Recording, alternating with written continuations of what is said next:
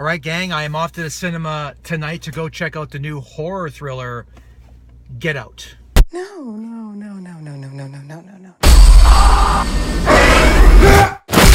A mind is a terrible thing to waste. No, seriously, Get Out. Now, I gotta say, after watching the trailer for this new film, I was about ready to launch a class action lawsuit against the makers, accusing it of false advertising, because quite frankly, I thought it was going to be the long-awaited big screen biography of Arnold Schwarzenegger. Get Out. Paging Lionel Hutz. This is the most blatant case of fraudulent advertising since my suit against the film The Never-Ending Story. Serious.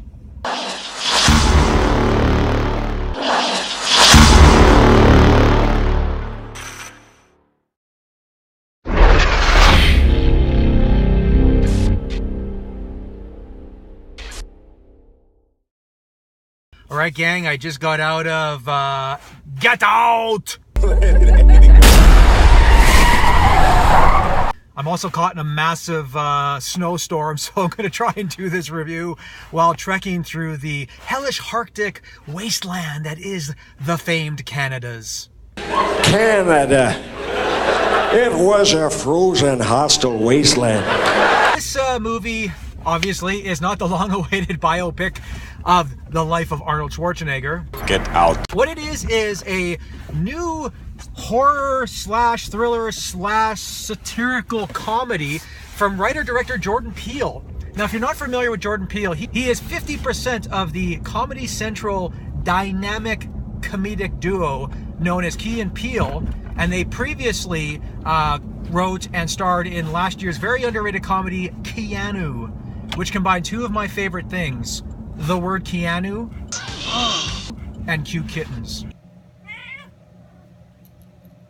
This marks a completely and different change of pace for Jordan Peele, because I mean, he's going from something that's clearly in a comedic vein and then something that is more into the nightmarish psychological horror thriller. So you gotta give the guy props for kind of doing something a little outside his wheelhouse. And basically what you need to know about the movie is this. Basically it stars this young interracial couple that are embarking on a getaway to go visit the young girl's family's home in this vast but secluded and completely private area, separate from most of the rest of the world. And when is it ever a good idea to go into a secluded home or cabin in any type of horror film? It's not a good idea. Do they know I'm black? Should they? You might wanna, Mom and Dad, my black boyfriend will be coming up this weekend. I just don't want you to be shocked that he's a black man. So anyway, they go and they hook up with the girl's parents, and they're played by Bradley Whitford and Catherine Keener. And I apologize because the names of the actors that played the two kids escape me. But needless to say, they seem like a fairly decent, sort of upper class, liberal minded white couple. I know, and I want to give you a tour. Can you unpack first? You want to unpack? Before the tour? But a few things seem very curiously afoul and rotten right from the get-go, especially for the young black man. So how long has this been going on, this thing? How long? This is awkward. First of all, they have a lot of African-American help that seem to be in some sort of zombified trance. They're just not acting normal.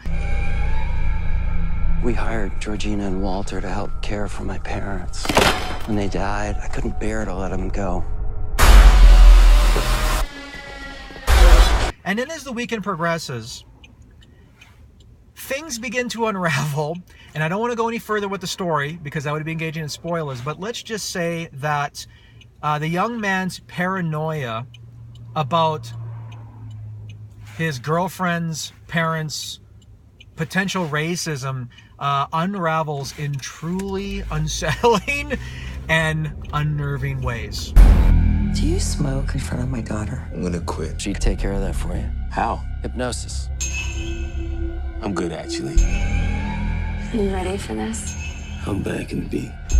One thing that I really admired about Get Out right from the get-go is that this is a really tricky horror comedy that has to engage in a delicate balancing act between terror and laughs. And I think that's very difficult. So this film has a really thoughtful and sobering thematic undercurrent about it. Like, it's really tapping into a lot of complex ideas and themes about racism and race relations, and how race relations oftentimes affects one's viewpoint of those that we deem different, and how those differing viewpoints sometimes lead to paranoia. And in this film's case, the paranoia is certainly founded.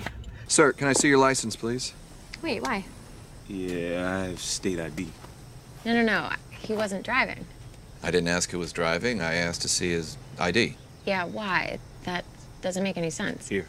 You don't have to give him your ID because you haven't done anything wrong. Really like the complexity of the ideas that are at the heart of this horror film. So it's a horror film that really makes you think when it's not scaring the shit out of you.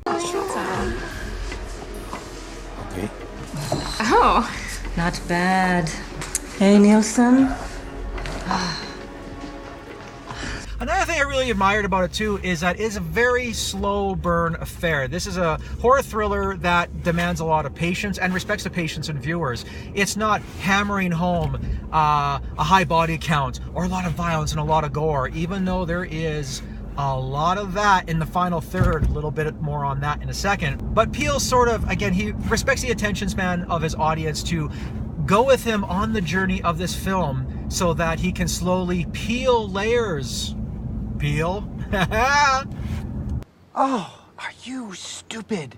Layers upon layers of intrigue from this film's somewhat murky narrative until we get some sort of semblance of what the hell is going on in this couple's home and what's happening to this poor black man.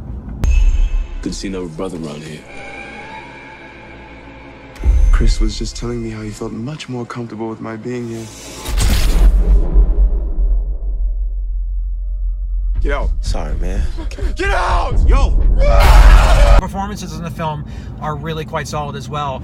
The young British actor who plays the African-American man in question, he's really solid. He has a very tricky role because he has to somehow come off as, you know, sort of level-headed and easygoing and willing to make sacrifices for his girlfriend to meet her parents. And he's not trying to come off as deeply suspicious, yet the more the film progresses, the more suspicious he becomes, which boils over again into full-blown anxiety and paranoia. So it's a real slow burn performance, and I think he pulls it off really, really well. Rose, the keys. Just get the keys. I don't know where they are. Rose?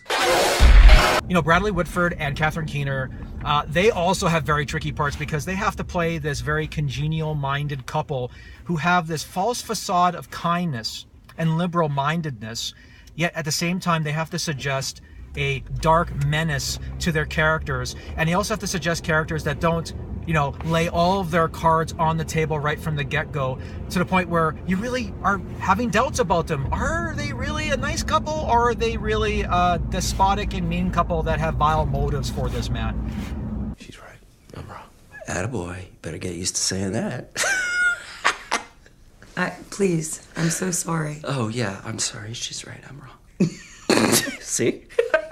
I guess if there was a problem that I did have with Get Out, it's this. The final 15 or 20 minutes, I think, collapses and... Sink into the floor. Wait. Sink. Mine is a terrible thing to waste. And it's going to be very difficult for me to talk about without engaging in spoilers. I won't engage in spoilers, but I will say this. The type of horror film cliches and genre tropes that Peele is trying to not only pay homage to, but also subvert, I think he really falls victim to them in the final act of this film. Terrible thing to waste.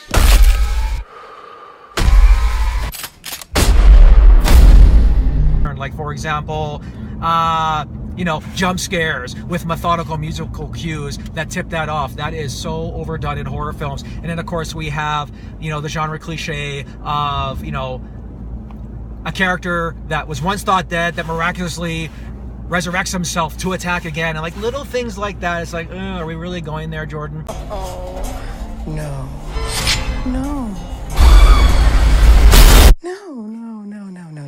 You know, there are some incidents in the final few minutes of the film that really stretch logic especially when it comes to one particular character and his flexibility. And I won't say anything more about that, but you'll know what I mean when you see it and when you see the payoff. And you know, the payoffs in this film are not that really revelatory or shocking or scandalous, because I think you can really see them from a mile away. So look, I go do my research. Apparently, a whole bunch of brothers been missing in this suburb. But it's cool. Bro, how you not scared of this? You know what? It is the build-up to that somewhat flawed climax that is the really strong selling point for Get Out. And you know what? Jordan Peele, if anything, he's a real soulful and skillful filmmaker. And I think he's got a real firm visual grasp for this type of genre material. And the way that, again, he balances laughs and horror and terror into a nearly complete package is really commendable. And I can't wait to see another film from Peele. So there you go. There is my review of Get Out. Get out. Sorry, man. Get out! Let me know in the comments below what you thought of the film. Also, let me know in the comments below what you think of Key and Peele and their comedic act and their previous film, Keanu. Once again, thank you very much for watching. If you could like this video, I'd really appreciate it. If you could hit that big red subscribe button, give me some subscribe love, that would mean the absolute world to me. Take care, everybody, and I'll see you at the movies.